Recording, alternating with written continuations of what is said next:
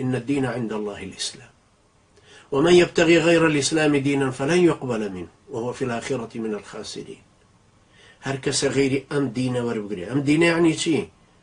دين يعني ديدو تيروانين وبوشونك درباري جيان وقردون إنسان هموي كهتا، يعني ديدي فلسفي بۆ پێناسەکردنی مفرداتی گەردوون، بۆ زانینی خالق و مەخلوق و وەزیفە و ئەرک و مافی هەر یەکێکە. تۆ خوای گەورە ئەمەی بۆ ڕوون کردوویتە. ئەنجا ئەم دینە بەشێکی تری پۆلێنکردنی کۆمەڵگەکەیە بۆ ئەنعەمتە عەلەیهم کە العالمون بعلمهم ئەوانە کە عیلمیان هەیە و زانیویان ئیشیان بە عیلمەکەیان کردو، بۆ مەغضوب عەلەیهم ئەوانەی کە زانیویانە و ئیشیان بە عیلمەکەیان نەکردو، بۆ ضالین ئەوانەی کە گومڕان ئیشیان کردو بێ و عیلمیان هەبێت. خوای پەروەردگار خەڵکەکەی پۆلێن کردو بەم شێوەیە. ئەنجا پۆلێنی تری کردوون، ئەمانە کافرن ئەمە مسلمانن، لەم بەینا منافق هەن دێن و ئەڕۆن. ئەم کافرانە هەیەنە محارب هەیەن مسالیمە، ئەم مسلمانانە هەیە ظالم لنفسه ومنهم مقتصد ومنهم سابق بالخيرات. ئەمانەش سێ پۆلی تر بە مەجموع ئەم منافقانیش لەگەڵیا 6 پۆل خەڵک بەردەوام هەیە لە هەموو کاتێکە هەیە، بەڵام ئەگەڕێتەوە سەر ئەم سێ ئەنعەمتە عەلەیهم غەیری المەغضوب عەلەیهم ولا الضالین. ئەم گومڕایانە بسبب چی گمڕابوون؟ دینەکە کە وەحیە وەریان نەگرت لە سەیدنا عیسا و ئینحرافاتیان پێ کردو، خۆیان گۆڕێن اتەخەذوا ئەحبارهم وڕهبانهم ئەربابا من دون الله. تەواو ئەوانیان کردو بە خوا لە جێی خوا، دایان ناوە بۆ ئەوەی حەڵاڵ و حەرامیان بۆ ڕوونکەنەوە یا پێیان بۆیان داڕێژن.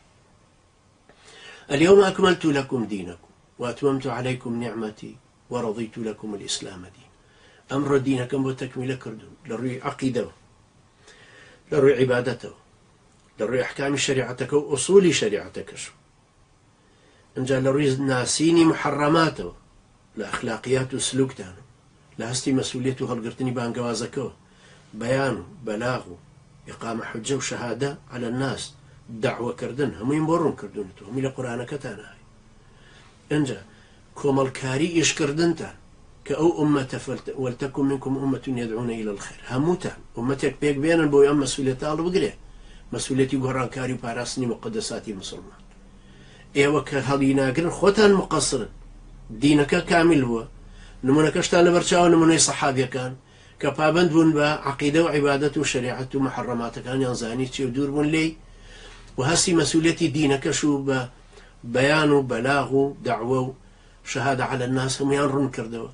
کۆمەڵکارانە بزاوتێکیان دروست کرد کە شیاو بوو بەرامبەر بە جاهیلیە، زۆرانبازی لەگەڵ جاهیلیەتا گرت کە ڕووفەڕی لەگەڵاکردن، شکست و بەزین و سەرکەوتن نۆرە بە نۆرە، دوایش نەتیجەتەن کوفر بنکەوت و ڕۆشت و نەما ئاسەواری نەما. دوای دینەکە بڵاو بووە بۆ هەموو شوێنێکی تر بە جیهادەکەش. بە جیهادەکەش مقدساتی مسلمانان پارێزرایە، کەوا بوو خوای پەروەردگار کە فەرمێ اليوم أكملت لكم دينكم. دینەکە کاملەن خوای پەروەردگار هەمووی کامل کردو، شوێن بە شوێن، وەکو بینایەکی زۆر زۆر جوان کە تۆ تەماشایەکەی زۆر معجیبی پێیڵەی سبحان الله هەموو شتێکی متەکامل.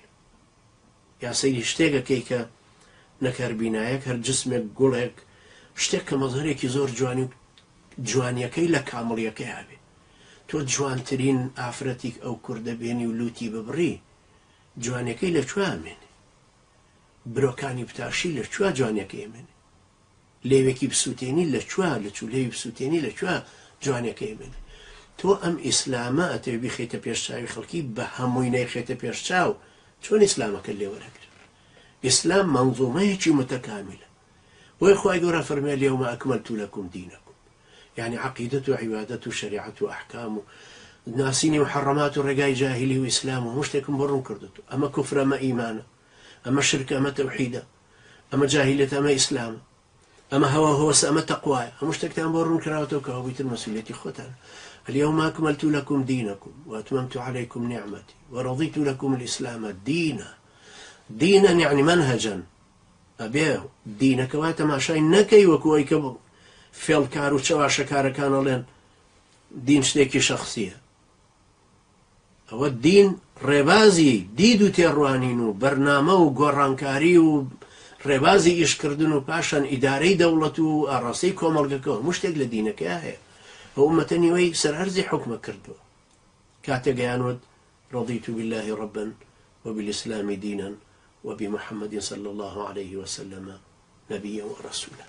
خوای ئێمەش ڕازین بەم پەیامەی تو، خوای ڕازین بە پەروەردگارێتی تو، ڕازین بە خوایەتی تو، ئێمەش عەبدی تۆین و ڕازین بە ئەوەی کە ئیسلام دینمانە، منهەجمانە، دید و تێڕوانینمانە، بەرنامە و ڕێبازمانە، بزاوت و هەڵوێستمانە، ئاڕاستەی کۆمەڵگەکەمانە و ئیدارەی دەوڵەتیشمانە. یا ڕەبی خوایە ڕازین بەوەی پێغەمبەری خوا عەلەیهی سەڵات وەسەلام ئەم پێغەمبەرە نازدارەش پێشەوامانە، ڕاهبەرمانە، بە دوایە ئەڕۆین و سنەتەکەیمان پێ قبوڵە کە شەرحی ئەم قورئانەی تۆی کردوتەوە. أقول قولي هذا واستغفر الله لي ولكم وجزاكم الله خيرا والسلام عليكم ورحمة الله وبركاته.